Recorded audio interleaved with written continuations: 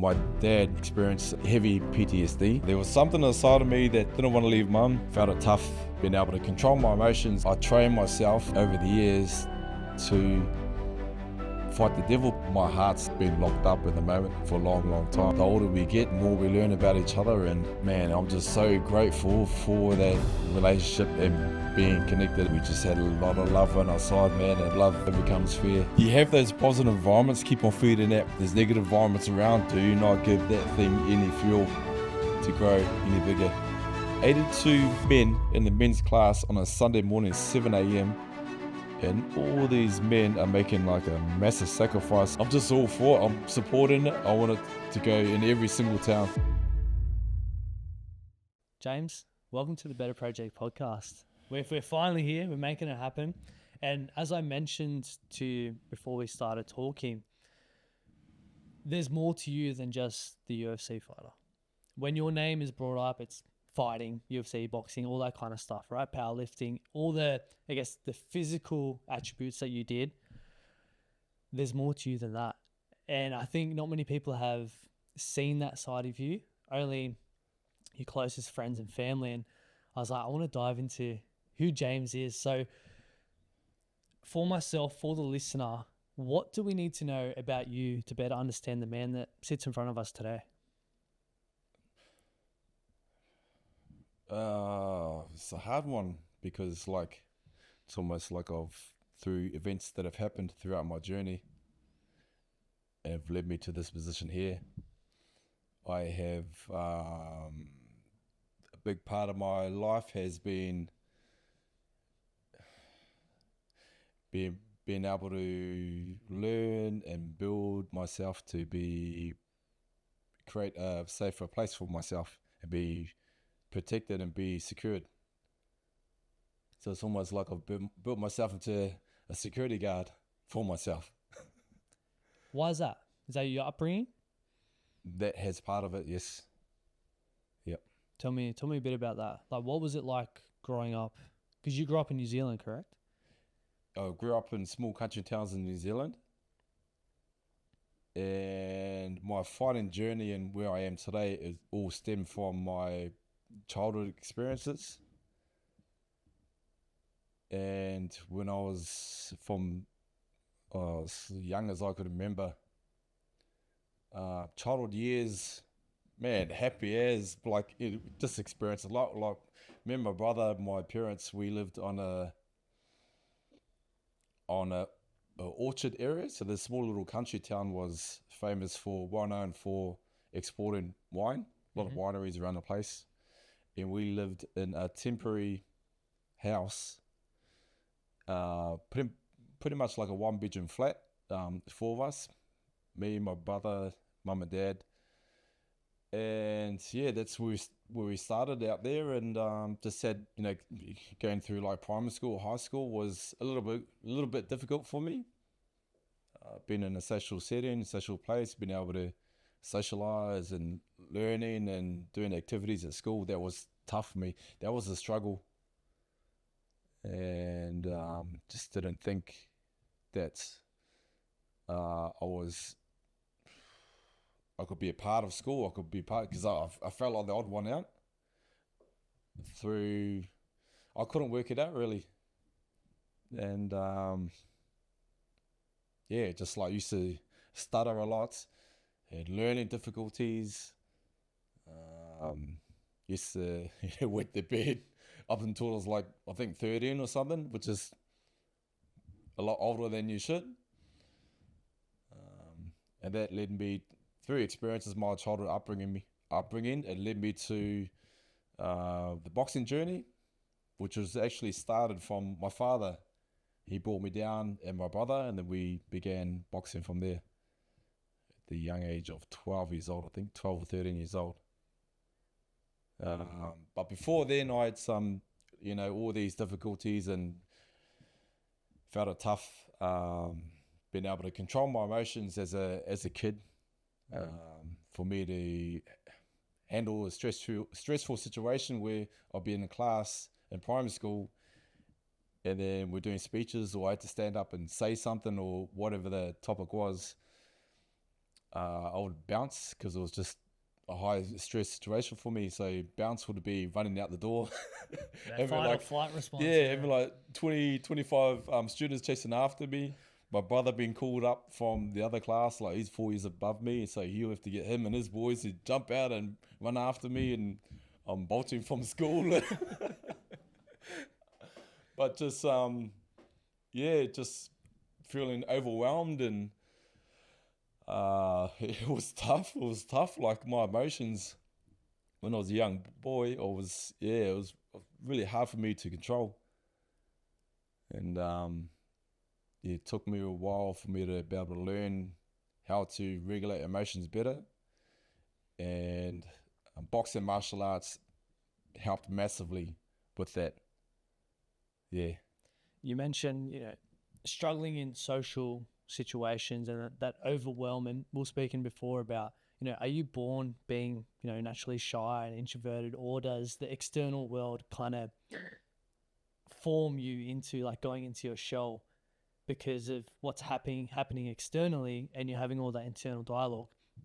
For you, what was that home life like? Like, how do you feel like you struggling, stuttering, weighing the bed, like where did that start from? How did that develop?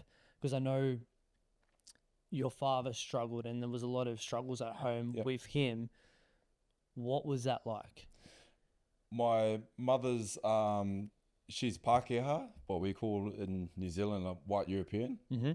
And my dad's Māori, New Zealand native. And my mum's a nun and dad's the darker one.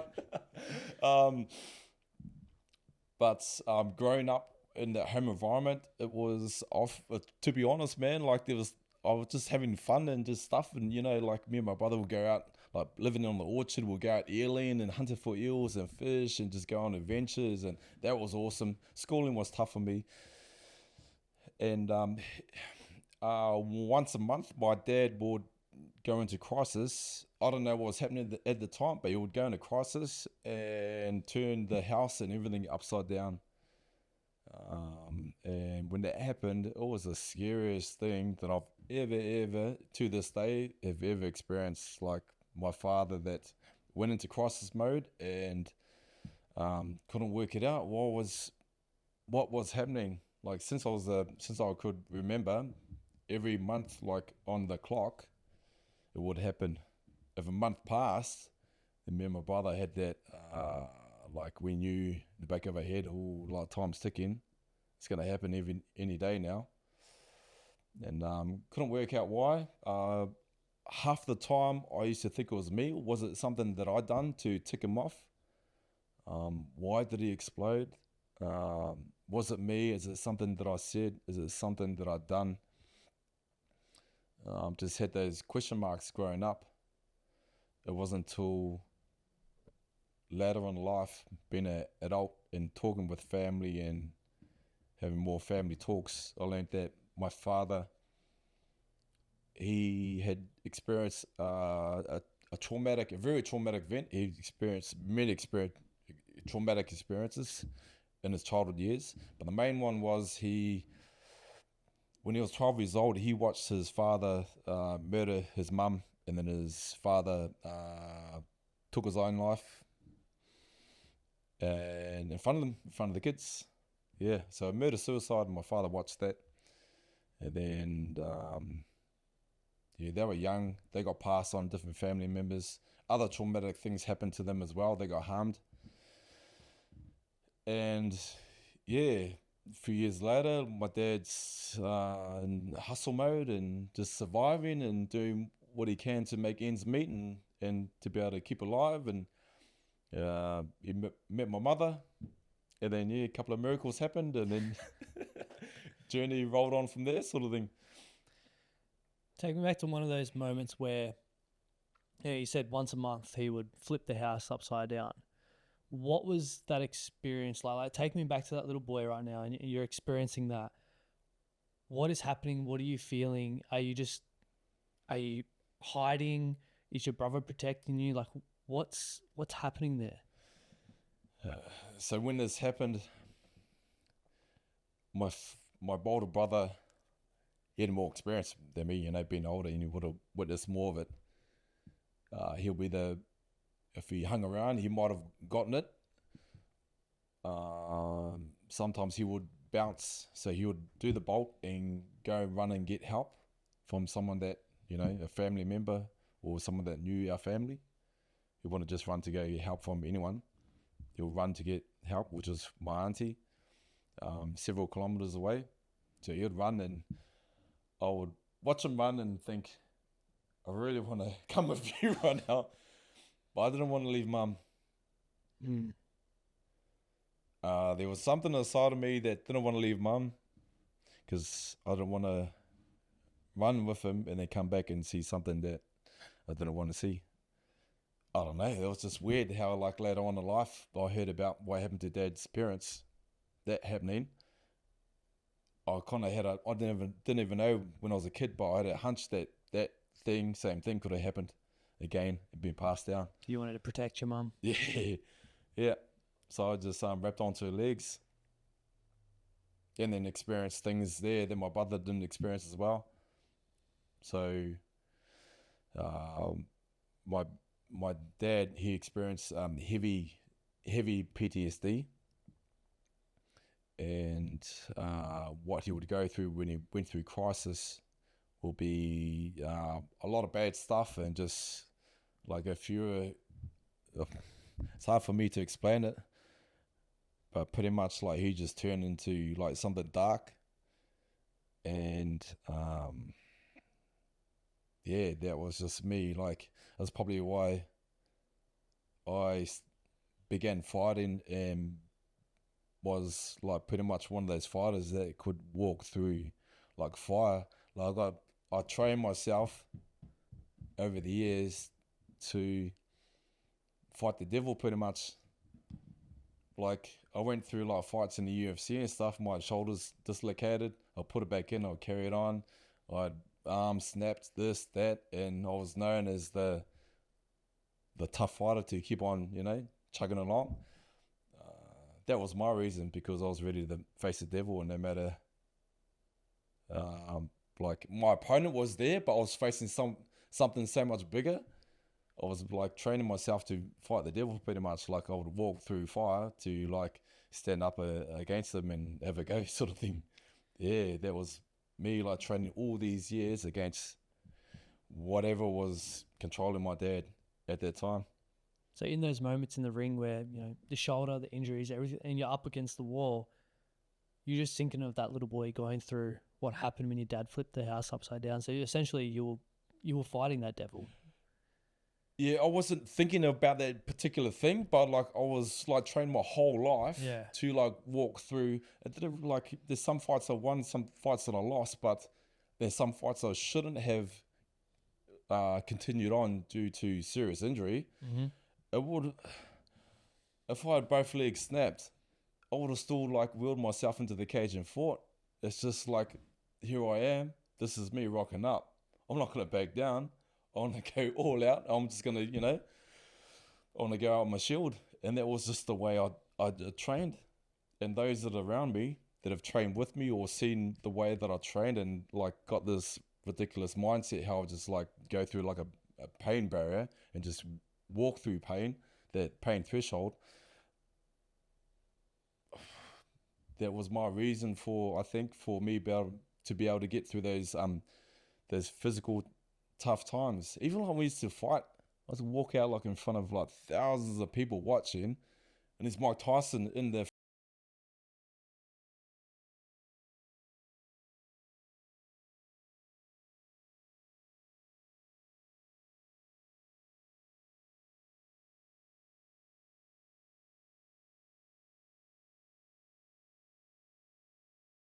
And I'm shitting myself.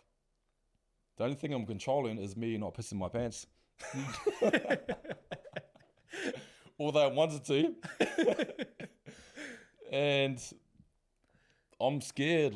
People ask me, how do you control that? And I'm back then I would have lied through my teeth and said, oh yeah, we'll just, you focus in the zone. I was shit scared. But I was okay, well, I've been here several times since I could remember, since I was a kid. And I'm going to face that person, and I'm going to like not back down off him. I'm going to go through it and give him all I got. What's your relationship with fear? Have you built a relationship with it over the years and everything that's happened? Yeah. Yep. So I try to like go head on with it, butt heads with it, having that fear. My fear was my old man, was several things growing up. Fear of being judged, fear of messing up, fear of slipping up, fear of saying the wrong thing, fear of acting the wrong way. So I held myself back a lot of the time, held myself back. And if I held myself back and didn't express myself and just like kept myself here sitting on the fence, I would have been safe. And I was safe. And that kept me from being like harmed, I guess. I felt. When I had Joe Williams on the podcast, he said, kids are not resilient. They build coping mechanisms for everything that's happened throughout their childhood. And for you, going in that shell was a form of coping, right? You're like, I feel safe. I need to create some sort of safe environment so I can kind of shut out what's happening externally. And it's something similar that I went through growing up. And I mentioned before that myself, I'm naturally shy, introverted, really reserved. Anytime someone would go, oh, Nick, he's just that shy, introverted kid, he can't even speak to people. And for so long, that was, I guess, the belief that I had about myself, that I couldn't do that. I had to stay in my comfort, my safe space, because the outside world is so scary. Any kind of social setting, I would be shitting myself. And it got to the point where if I had to be in a new environment, like I would physically make myself sick to try and avoid going out there. I wouldn't need I would dry reach, everything like that, and be shaking. And what I've come to realize now is we create all these narratives up in our head of things that could go wrong, yet 99.9% of the time, none of that ever happens. And taking anxiety and fear, for example, the reason that it arises in your life is like, yes, the old times, if a saber-toothed tiger came or something like that, like to run away. We live in the modern world, right? There's none of that happening. Now I see it as it's a sign of something that you need to go towards. I used to get so much anxiety around having these conversations, but every time I would jump in and I would finish one, I'm like, wow, like why was I so scared? Why did I create so many narratives in my head of what could go wrong? I held back. I was so reserved. I feel like I couldn't express myself, just like you mentioned, you couldn't express yourself. How did that impact you, knowing that you were so shut off from the outside world? Like you formed that coping mechanism, but you couldn't fully express who you were, who James Te Huna was. You couldn't be your authentic self because you felt like you had to put this mask on for everyone else. I think I knew who I was. I was that scared person, and I couldn't move on from that scared little kid. So I had to create this like protector over time to make this little boy feel more safer. And it was, that was pretty much it, man. I just wanted to be that protector. And I knew that I wasn't, like back when I was a kid and I used to get put on the spot or asked questions, or like if there'd be something went down where someone's getting harmed, I'll be like freeze and gotta breathe, and like I'm in shock, right? Because I've experienced that before, and that's when what I saw of my old man. I knew I had to like address some problems with myself, and I wanted to become a stronger protector. And all this, what you see in front of me is that person. I think like just that security blanket. Yeah, from what I experienced growing up. Have you done much like inner work and dealing with those traumas growing up? Yeah, so lots of eating through stressful situations. I'm serious. Like when I used to fights, right? I remember like fighting. I'll be warming up backstage, and you don't eat for like 4 hours, 5, 6 hours, or whatever, because you eat, then your body, your guts expend energy, save your energy for the fight. About half an hour, not even 15, 20 minutes before, I'll be mowing down pizzas because my appetite is through the roof, stress response, and they kind of like calm me down. I'll be bloated as, but like at least you're better thinking a little bit better than being high on alert. So yeah, but yeah, I had many coping mechanisms growing up. Many coping mechanisms. Sucking my thumb, holding a security blanket, holding stuff in my pockets, hands in the pockets. Yeah, sitting on the fence and not being included, yeah. There's so many more others, just that's what comes to my mind. And I still have issues with it now, definitely a lot better with it now than what I used to be through like events, like practicing how to get in that spot and be comfortable with it and realize, teach yourself over time that's okay. When I was fighting, I'd fight in the UFC, and 1 week out prior to the big UFC event, all the fighters will be staying together in a hotel, and there's a pre-fight hype week. What you're doing, like media stuff. Every fighter's and their team's got to do like media hype up the fight. So every fighter has like a set schedule. You come in like 1 o'clock, and then say your 2 lines that help sell the fight for media stuff, and then you bounce, and then 20 minutes later, next fighter in. Every single fight card that I was on, I would hold up the rest of the fight card because of those lines that I used to try and say in front of a camera or something. I just like always fucked it up every single time. Like the But yeah, there's something that I used to panic with, and a little bit more at ease now with it. And I realized that the more times that I step into that environment, the better I get.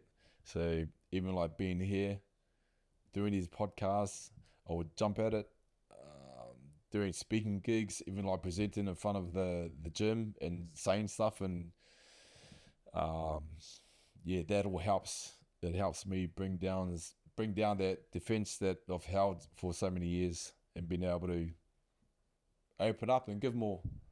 Yeah. Yeah, I can notice that even at the gym, like there's 30 plus 40 blokes, sometimes 60 guys there, and you're getting up and you talking to the guest speaker, and then I can see from the short time that I've been there, like you're progressing and you're getting more confident in that as well. And it just goes to show the more that you put yourself out of your comfort zone, the more that you will grow and develop. And there's this, like in society, everyone's like, oh, the comfort zone's bad. You got to go out every single day and, put yourself out there and grow and learn. But your comfort zone's actually good for you too, because that's where you come back and you recharge the batteries. Like imagine if you every day were just speaking and didn't recharge. How much stress, how much anxiety would you have? So it's about recharging the batteries, having that safe space, that comfort zone, for you to be able to feel comfortable enough to go out there and do the speaks at the gym or coming on the podcast or whatever, because that's where you go out and you grow, and then you come back and you recover. And I think that's so important in society these days, because there is a lot of talk around just putting yourself out of comfort zone and not being a bitch and all that kind of stuff. And that's what I love about BroFit and the gym. It's yes, getting yourself out of your comfort zone, but also having those deep conversations that men don't particularly have too often. And I'm curious, like, where did this concept come from, BroFit? I think me and my brother have always had it in our head since day dot. We just couldn't bring it out, and like we have now today.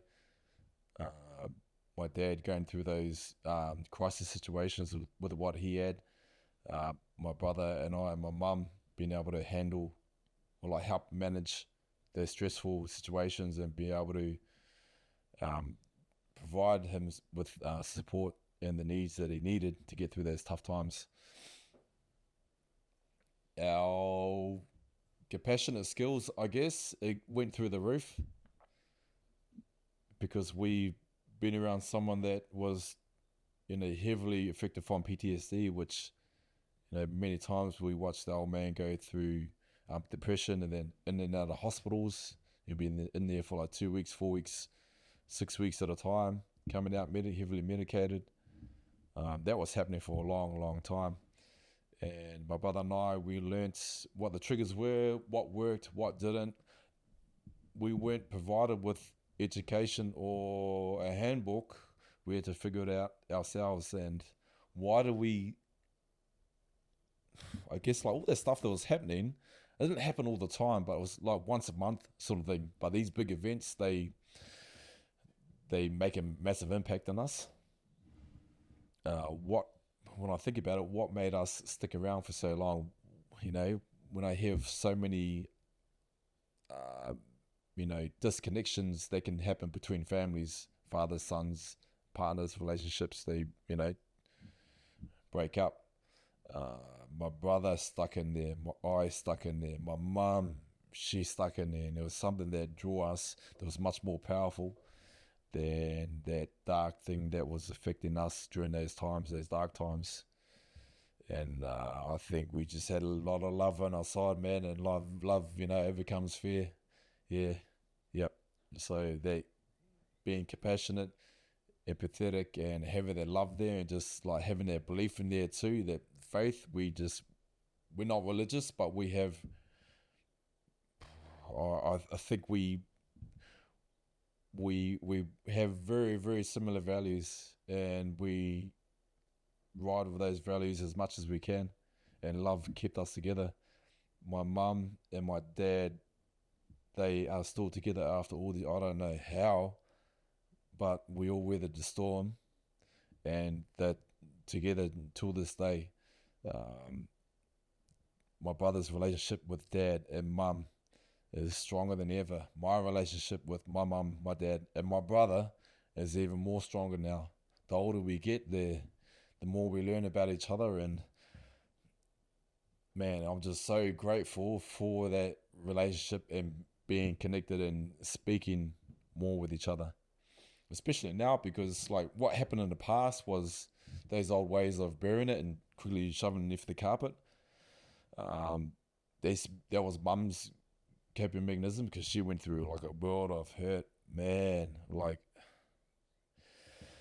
but that's what worked for her, I think. Underneath the carpet, and we'll just move on. Don't even go back to that conversation, or don't even go there.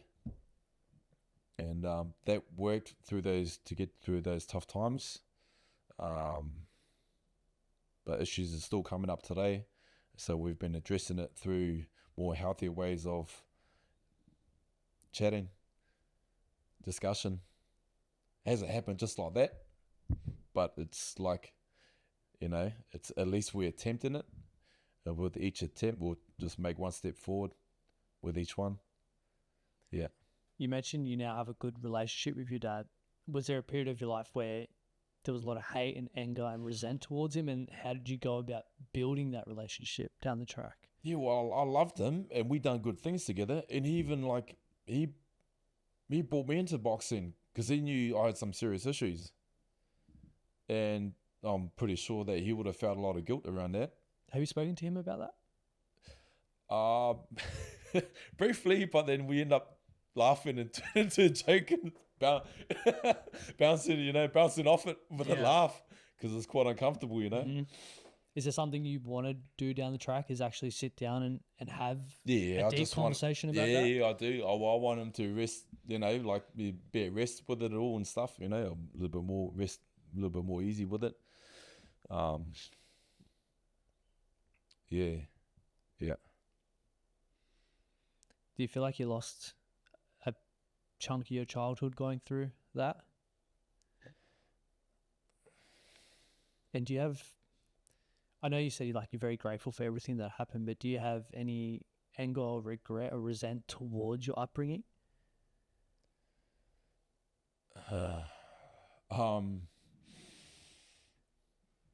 I should love it. I should love that all that stuff happened, and we're all together, and the love is even stronger.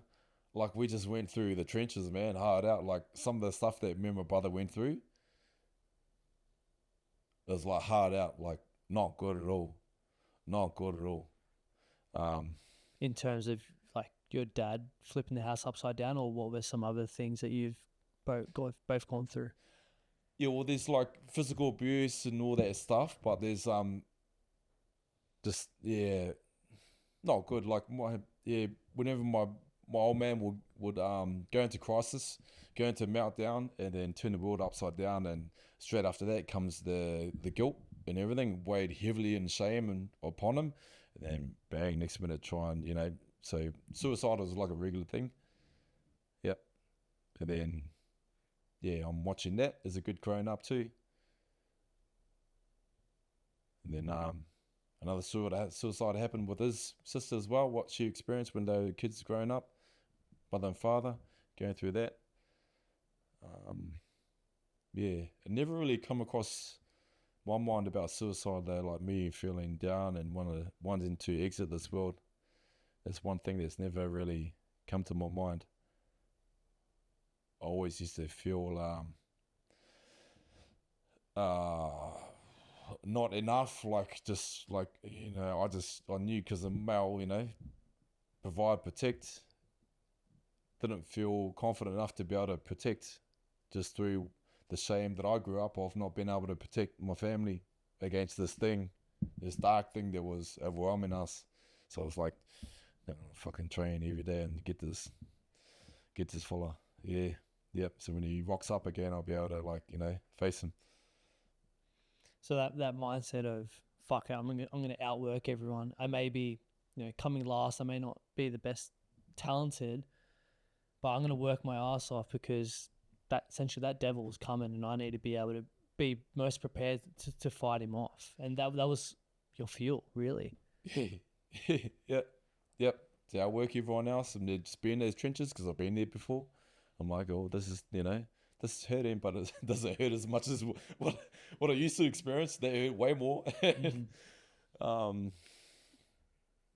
Being able to get through those tough times, even when I used to fight and had this snapped and shit was going down in a high stressful situation, I was like, well, nah, it doesn't end here. I'm gonna go give it my all, and that's it. I'm just not gonna back down, sort of thing. Yeah.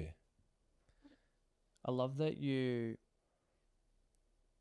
have so much love and empathy towards your father and your family after everything that's happened, because there is a lot of men out there that have experienced similar or worse or whatever the case is. We all have our own shit, and it can go one or two ways. It can go the way of you of having that love and that empathy, or they can go down a dark path, drugs, alcohol, suicide, because they just can't handle it. They can't express, they can't process anything that's happened, and they feel like the world's against them.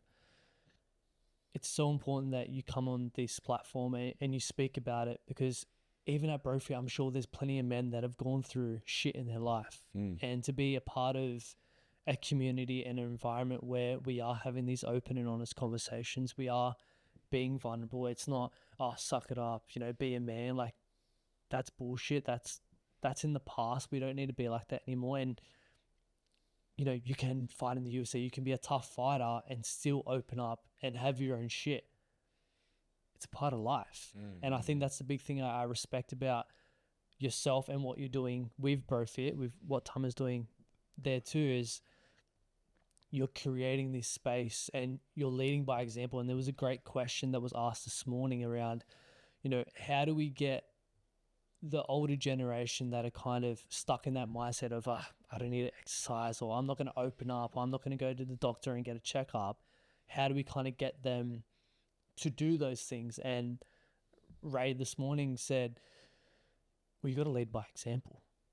By you going and getting the checkups yourself, by you coming to the gym and working out and eating healthy, and essentially you taking the action that they see and they're like, oh, okay, I can see the results that he's getting. I'm going to maybe do that myself. And how important is it to have an environment like BroFit to be able to facilitate that? Because over the last couple of weeks of me training there, I'm seeing guys bringing in their kids or guys bringing in their dads and that whole family environment and that community. And as soon as I think of BroFit, the big thing that comes to me is connection.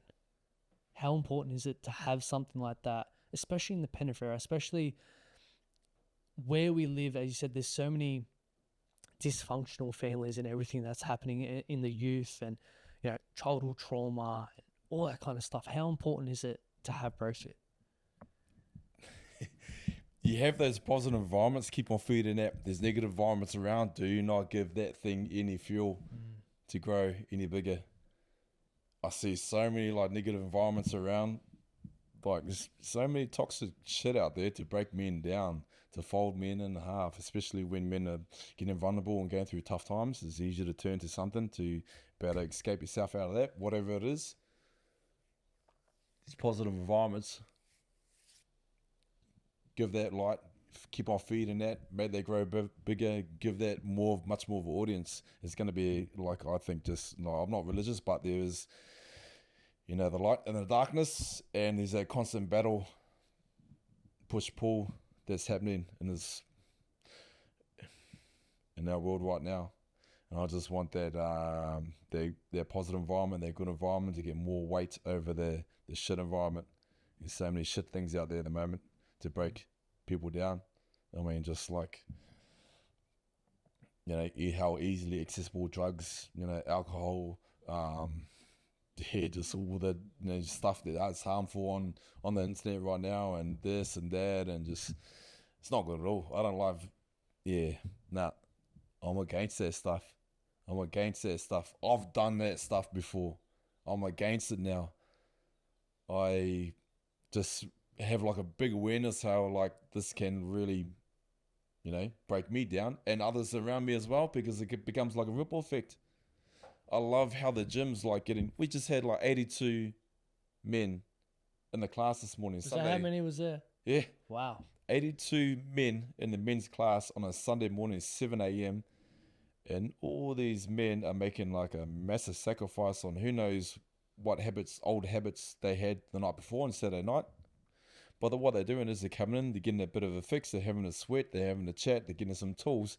They go out to their family, they're present as for the family and everyone else throughout the whole day. I mean, how many times do you hear about especially a tradie or tradesperson that has a working crew, tough week, tough job, tough dealing with apprentices, gets to the Friday, fuck this, I'm sick in a few, just call up the old boys and meet up, and next minute just bend to it, drink piss, there for the family, not there because they're hungover as fuck.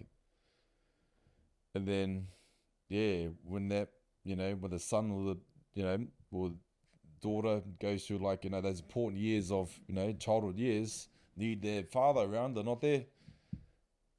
Then the cycle, continues. Man, it's men's groups, positive men's groups need to happen. It's massive. But I'm just all for it. I'm supporting it. I want it to go in every single town. Yep. I can feel your passion, man. Oh, get rid of that dark shit out there, because it's there on the table in front of us, and it's good stuff that's happening. It's available in front of us.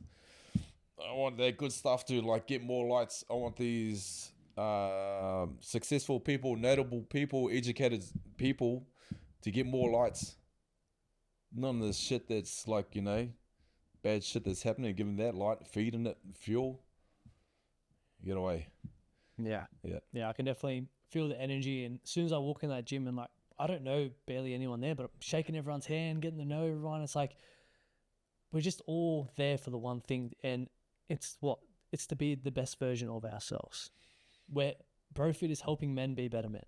Yep. For not only themselves, but for their family, their colleagues, everything. And that's what I love about it, and that's why I keep coming back. And for you, in one sentence, how would you describe what BroFit is? Couldn't fit into one sentence. Well, it's a positive environment, but it's just that doesn't really, it covers the whole thing, but it's so much more, man. I just love even for the sons and the young males and the teenage males that come through, they get to see how all the men are behaving and acting, and it's just all positive.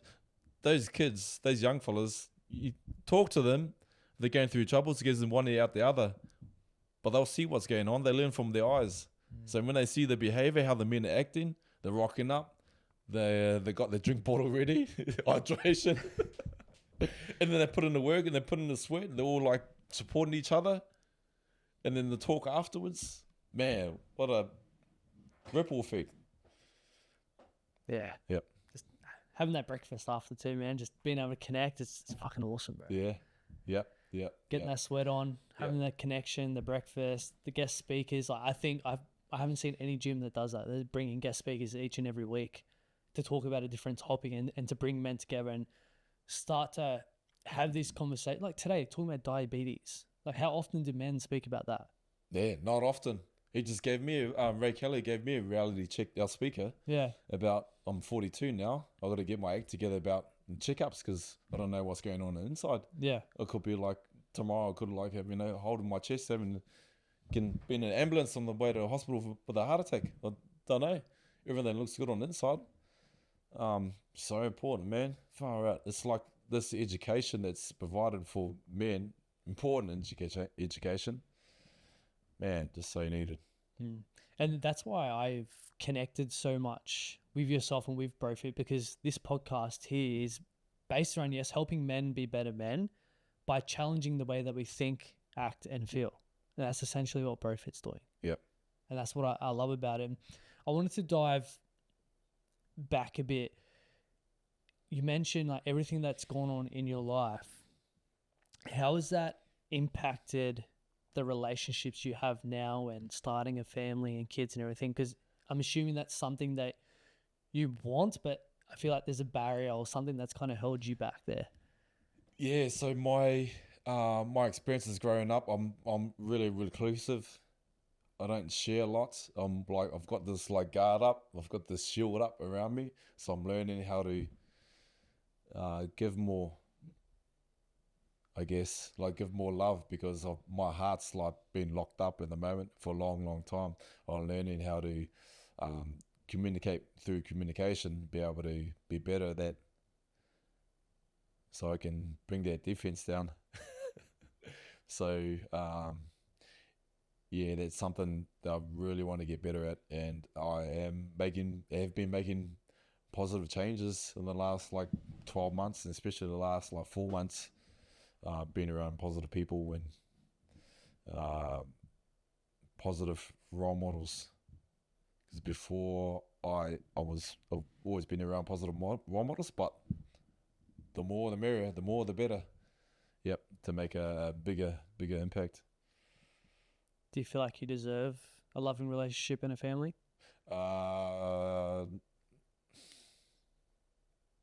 It's a thing. So I've had it in my head since I was a kid that that I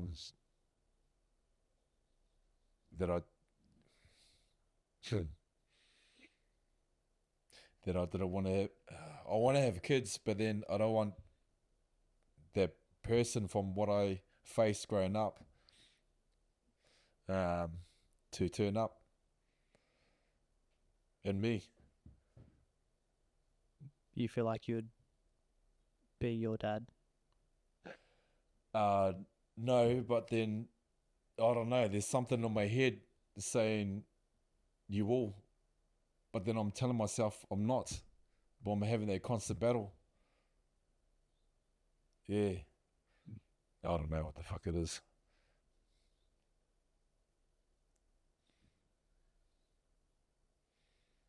Yeah. Is that something that you've spoken to someone about? Something that I need to speak to someone about more regularly, not just the one-offs. Yeah. And I've got to understand that it's, the long game. Got to be in it for the long game. Yeah. I just want to tell you right now, like, what you're doing and the man that you are, you're very much so deserving of having a family and a kids, and your past doesn't define who you are, and everything that happened, you're not going to be that devil that you've seen your dad as that once a month. Like, that is not going to come out in you, because you have that awareness around it now, and you're speaking about it, you're doing the work.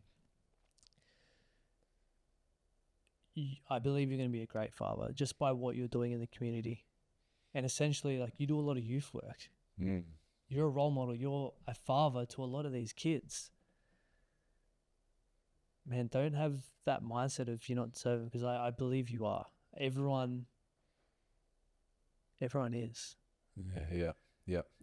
Well, I believe I can be like different from. I know that I'm different from my old man, but I don't know. There's something like there, like trying to knock on my blinking shoulder. Go, hey, if you go this way, this is what can happen. I'm like, fuck off. Yeah, I had a similar experience where growing up, my dad would, get triggered and lose his shit at certain things at certain times. And, I thought I did something wrong and I didn't quite understand it. And I had a lot of anger and resent towards not only myself, but towards him. And once I started to do the inner work and understand, hey, it's not my fault. And then also understanding he didn't have the best upbringing with his own dad. Yeah. He was just doing the best with what he had. And he's come from that era of, suck it up, bottle up all your emotions. And for him, he would bottle it up so much where it would just overflow and it would just explode. I have a lot of empathy and love towards that man now. And a big thing that I'm grateful for in that whole situation is that I've learned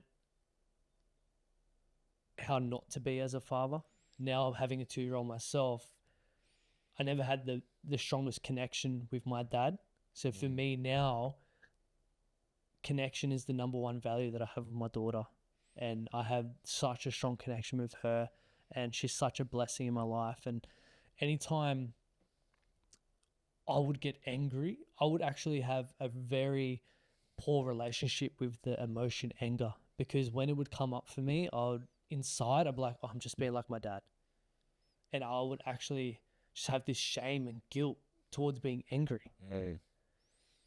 Anger is not a bad emotion if you know how to express it in a healthy way, because we all get angry.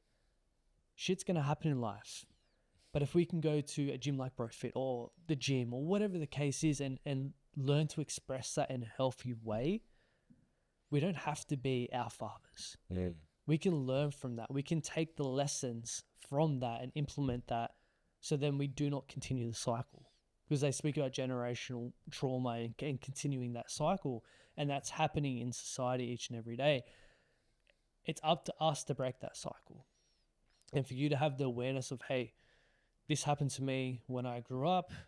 I didn't like this. This is how this made me feel. I'm not going to do that to my own kid. And I feel once you move past that stage of, that evil thing's not going to pop up for me, I think that's where life's going to start to open up, and the woman's going to come into your life, and the family and everything like that. It's just getting past that little stage of, in a way, building a relationship with that devil. I think that's a big thing for you. And maybe... I've always like butted heads with it. I'm like, it's showed up and I'm like, here I am. Yeah. And I was going to ask, maybe on a deeper level, like, what is your relationship with the little boy inside of you? Yeah, I try and practice that from what I've learned over the last couple of years, being able to sit with that little Jamie. Something that needs to be practiced more often, so I can get there and hold his hand and be able to walk him through tough times and stuff, and be able to show him that everything's right. What would you say to him right now if he was sitting right here?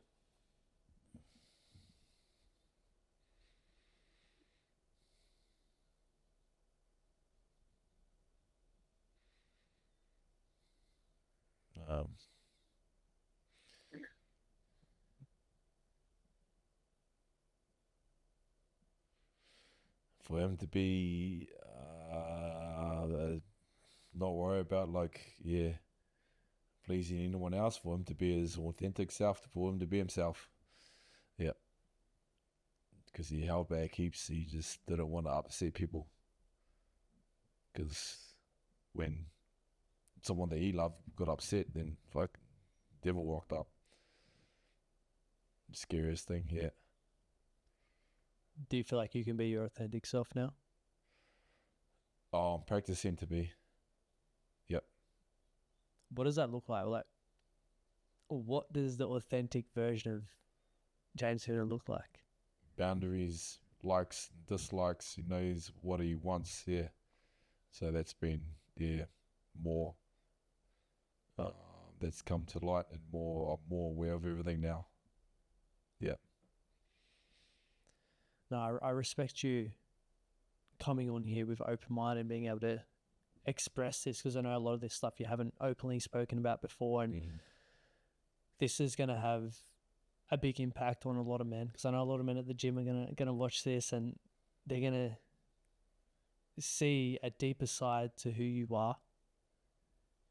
And man, I'm super grateful for you to be able to turn up today and show this side of you. It really means a lot to not only me, but to the listener. And I'm sure you're going to walk away from this feeling so much, I guess, relief and a weight lifted off your shoulders as well, knowing that you're one step closer to, really being that authentic version of you. Yeah, one small step at a time. That's it. Yeah. That's all it is, man. Yeah. The work that you do with the youth, you want to kind of touch on that a bit, and what is your role within the community there? So I help provide mentoring supports to male youth in out of home care. So male teenagers that are in the foster care system and that are having difficulties at home or at school or with themselves, confidence, and there's things that are happening and veering off track and feeling disconnected. I come in and build that connection with them, between us and then the families and the wider community.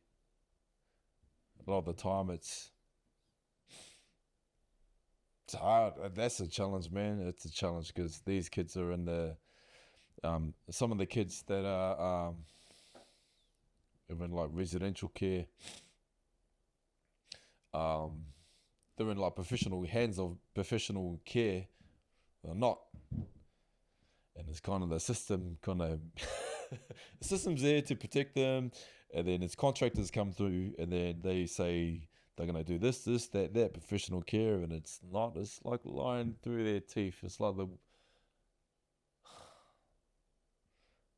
for example, like you got someone that's, in the foster care system is in a unit and has been under protection of the government through professional carers to make a home-like environment, a safe space. And this kid is of this white Australian background, and you've got a carer, professional carer to provide like a home-like space at the units, and he's from the opposite side of the world, way different culture, can barely speak any English. Oh, what the fuck is that? To be honest, so like these organizations going out there, contractors are like, yeah, we'll do this, that. It's lying through the teeth, like it's just creating more disconnection. Yeah, and these kids are like getting defected because they're like, stuff this, I'm gonna close my door up and get on PlayStation or whatever till like 5 a.m. in the morning on a weekday. That's how it is. Like they're just trying to find a connection, and this is happening. And this is happening throughout the world. It's not only just like foster care system. It's throughout. This the way the world's heading right now. Like you got to lie through your teeth now through marketing to try and get like a sell. Like what we're talking about before, about being authentic about who you are and stuff like that, and what you provide. Like there's a lot of people now that are like saying things, words that don't even like throwing words around like nothing. You know what I mean? I'm gonna do this and do that. Cultural, competent, relatable. This, that. It's about making money, isn't it? And Yeah, really, man. It's still like the money's taking over. Like scoring the contract's taking over. and the reality is the system's letting down this youth.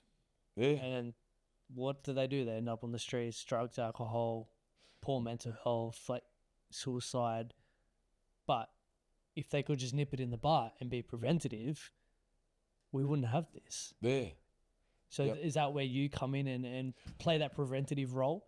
Yeah. Yeah, like I'm just I feel like I'm going around in circles, to be honest, because I'm like trying to make the impact to the young fella, and I do, but it's only a short amount of time, and the bigger impact is from his environments for the rest of the week, the month, the years, or whatever, and that environment needs to be fixed up, and it's been taken for a ride. To be honest, there's some organisations out there that are doing good things, some aren't. And like it's kind of like I'll get pissed off at it. So I try and look. Yeah, I was gonna say, like, how does that impact you, knowing that you're trying to help the youth and you're trying to do the best that you can, yet the system's stuffing it all over and it's kind of throwing out all the work that you've done. Yeah, it's all a shambles. It's all a mess. Like anyone involved in that, in the child protection services, and you might know some people in there. They come in. It's very, very taxing. It's a lot of workload for everyone. It's just like not managed properly. It's not good. But hopefully it will get better over time. Yeah. And how do you deal with the stress of that, of taking on? Like, you obviously hear all these kids' stories and what they've gone through and building a relationship with them. How do you deal with that? Because you're obviously you're gonna take on a part of that. Well, like I dealt with that since for 42 years. Yeah, my father. But you're continuing to add on to that in a way. Like, so how do you deal with that now? Like, is it training that plays a big role in it and relieving that stress? Yeah, definitely. Yeah. I gotta train. Yeah, I gotta train. So yeah, exercise helps me make better decisions throughout the day, throughout the week. It's pretty simple. It's simple as that. It makes you make better decisions. If you train and exercise, it makes you make better decisions, which looks like if someone pushes your button, you'll react more like less. You'll make better decisions in what you do. If someone's honking the horn behind you and road rage, you'll be able to handle that better, not let it get to you. You can breathe better throughout the day. You can solve problems. You can work towards, working through problems. It just makes you make better decisions throughout the day. You just mentioned, exercise and allowing you to make better decisions and relieve that stress. Do you get a lot of these youth into the gym and getting them exercising? Not a lot. Not a lot. They love it when they're there. They are there, and the impact that happens after they've been there is like we all know it's going to be massive. Their behavior just changes, goes. But for them to make their next step, going back there is quite hard because of the environment that they're in. Is that maybe a program that you're looking at? Because is a lot of the youth you're working with like Western Sydney, Penrith based? Yeah. Have you thought about running a program where you got the gym, you got the facility, where they could just come maybe every day? Yeah. Yep. Because I think that would have huge beneficial, impact on their lives. Yep. I guess I know from a financial point of view, it can be tough to run a program like that, but I think the amount of impact it would have on the youth, so they're not playing their PS5 to 5 in the morning, like they're actually going out there and getting that exercise and being surrounded like people like yourself and your brother, and then you got Bam Bam that comes to the gym, and like you get all these personnel into the gym and they see that and they're like, oh, if I continue on this path of working hard and turning up to the gym, like I can actually turn my life around, because a lot of them are lost. Yeah. They don't understand what's happening, and they probably have a lot of shame and guilt and anger towards themselves of fuck, why am I in this system? Yep. Why has this happened to me? Yep. So I believe like having a program like that would have such a huge impact. Yeah.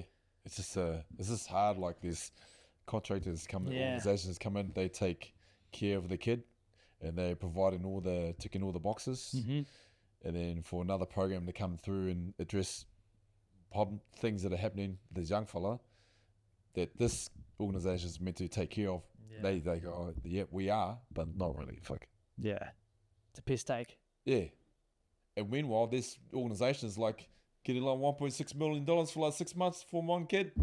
What is that? Just imagine the public knew about that. 1.6 mil for one kid in care. Is that what they get? Just heard it from me. It wouldn't surprise me, man. Like, yeah, so many people rot the system. No, fuck it. Yeah. That's what's happening. Per kid. That was from one kid. What? So where does this money go? It's not going to the kid. I love exposing these organizations. These organizations out there, they're getting a shitload of funding and there's money. There's plenty of money going into child protection, but it's been moved off in areas where it's needed and then areas where it's, yeah. And shocking. It's shocking. That must piss you off. Oh, hard out. Because the organization's not really like getting, you know. And at the end of the day, who does it impact the most? The young kids. fella. The young fella that is going to go down a dark path because he hasn't had that proper support there. Yeah. It's ridiculous, isn't it? Oh, man. Yeah. Why do you keep turning up each and every day to do it then? I just found out last year that Dad told me that I said, what happened to you after when you were 12 years old, when you experienced that thing with your mum and dad? He goes, it went off to family members. I got harmed there living with them. And then I was in the foster care system, and then I've been moved around placement to placement to placement. Didn't even know that. Yeah, didn't even know that. So then I felt for those young fellas and just knew that they had much more potential because like they had their guard up just like I did. And then wanted to show them the way. And being able to give them more opportunities to see better things than what their organization is providing. Which is like get them in around like positive men, positive communities. You're turning up for that little version of you that you see in all those other kids. Yep. They say, you know, your passion, your purpose usually comes from a pain point throughout your life. Mm. And I can definitely feel that everything that you're doing now has stemmed from your childhood and those pain points, which is why you're so passionate and this is your purpose. And I can definitely feel the energy that you're portraying to me right now of like, fuck, this is what I want to do and this is why I love it. And man, I have huge respect for everything that you do. Oh man, it just pisses me off when like you got two services. One's a poor service, the other one's a great service. Mm. And this one's here is not getting work, and this one here is like getting everything. Yeah. And I'm like, fuck off, fuck out of here. Yeah, it's unfortunately it's the way of the world, and we just have to keep chipping away and trying to have the best impact that we can have to hopefully make change. Yeah, that's right. Yeah, make that positive change and expose these dudes too that don't turn a blind eye to it. Fuck, I used to do it. Like, oh, it's not my fight. Fuck it. Talk to me about high performance and in particular working with the Penrith Panthers. What was that like being in that environment where, you know, they've won it, 3-4 years, and just that culture that they've created there, and for you to go in there and be a part of it, what was that like?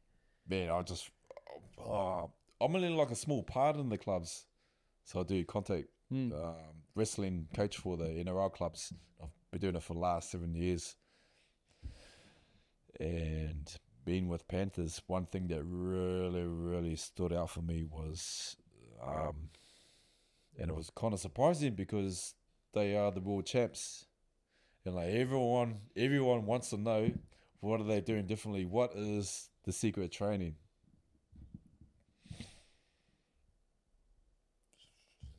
There is no secret training. It's just really good communication, really good relationships, and fundamentals, man. And they got their values in order, and communication. I think it just all stems down to communication. Like they can do something so basic over and over and over and over and over and over again, and they do it more times than anyone else. And like if you do that, man, if reps pretty much. They do more reps than anyone else, and communication's great, man. What a big difference that is. Yeah. Yeah, everyone's searching for the secret to success. But as you said, there is no secret. It's just about turning up and getting 1% better each and every day, and communication's a big part of that. And I'm sure you took that into your relationships and your personal life. Like, what other lessons did you take from being in that environment that have now helped you in your day-to-day life? It would just it's a good reminder. The basic fundamentals. Tyson Pedro fights in the UFC, and 10 years ago, probably more, even when he was a young teenager, like competing as a boxer, sparring and stuff, every fighter has like a particular thing that they're good at doing. His stand-up is phenomenal. You don't get to see it as much in UFC, but his boxing is phenomenal. His thing is the 1-2. The 1-2. Jab, cross, jab, cross. Pretty simple, right? He's done it like millions and millions of times, more of the times than anyone else. And he executes it, bang, like that. His last fight, he won. 1-2, bang. When everyone else is thinking, okay, what do I got to do here? Making things too complicated. Just 1-2. 1-2, how basic is that? But he will do it more times than anyone else would, because everyone else will get bored of it. Same as like, rugby league or whatever sport there is, that person or that club that's doing it, they value whatever they're doing through the coaches communicating it well to them and everything else. Communication. They just do it over and over, and they believe and have that belief this is building something great. Yeah. Yeah. Whereas like everyone, the majority will be like, I've done enough times now. What's next? Yeah. We live in a world where we're looking for quick success, overnight success without putting in the work. And if you want to get somewhere far, you got to work on the little things. I remember playing footy. Prior to training, we would just have to pass the footy for like 15, 20 minutes, just practicing. And it's like, well, we know how to pass, but you just continue putting in those reps, because when you're in a situation on the field where you're fatigued and you're trying to throw a pass and it goes to shit because you haven't practiced. But if you practice enough, you're going to get those passes right. And those little 1%ers is what counts. Yeah. On the field and off the field. Yeah. Yeah. It's it's just reps, pretty much. Reps, man. When I first started boxing, I was, learning difficulties, and everyone will learn how to throw a jab on the first class, and I still wouldn't know how to throw a jab after like an hour practicing it. So after you go back home, practice it, do it more times than anyone else, then I start getting better, and I start realizing, oh, okay, this is what I have to do to get good. Is practice 10 times more than anyone else. Well, it's paid off, man. It paid off. Yeah, well, yeah. Man, thank you so much for this chat today. It's been awesome. I've really enjoyed getting to know you on a deeper level. And once again, I'm going to say thank you for coming in here with an open mind and being able to share a deeper side to yourself that not many people know. So, man, thank you. I appreciate that, man. We have a closing tradition, though, on the podcast where the previous guest leaves a question for the next guest without knowing who it is. So the question for you is, if you had one piece of advice for your 12-year-old self, what would it be? 12-year-old self. That's a good one, because 12-year-old going into high school. start boxing training, man, because high school's coming up. There's gonna be bullies out there. Nah. That's a hard one. Back then I wouldn't listen, so you'd have to show me. Yeah, maybe. Well, yeah, I think just be comfortable being yourself. Don't go out there to impress anyone. Just be yourself. Be yourself. And yeah, I wouldn't have retained it back then, but yeah, that's my older, wiser self. Give the young fella some advice. Yep. James, thank you. Thanks, man.